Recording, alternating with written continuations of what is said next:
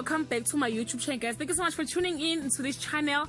To all my subscribers, thank you so much, guys. And if you haven't subscribed yet, please don't hesitate to press the subscribe button and the notification bell so that you don't miss any of my uploads, guys. It looks as if there is a problem in this industry, guys, of acting industry. Menzi Ngubane bids farewell to Isibaya. Judas will be murdered by his long-standing enemy Mpia Kizungu. A few years ago, the viewers were introduced to a family, the Ngwenyas. This family had all makings of controversy and were on a mission to shake up things at Ebubesini, especially the Zungu family. Menzi Ngubane portrayed a character of Judas Ngwenya.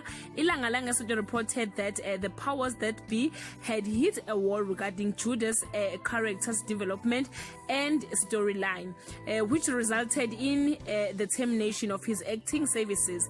The remaining members of the Ngwenya family will still be seen on the show, but guys, I'm not sure for how long. So guys, so Judas will be murdered by his long-standing enemy Mpia Kizungu. Currently Judas is moving in incognito and can be seen disguising himself with a huge unsuspecting beard, while Mpiyake has pretended to play dead, a ploy to trick Judas into believing that he is dead.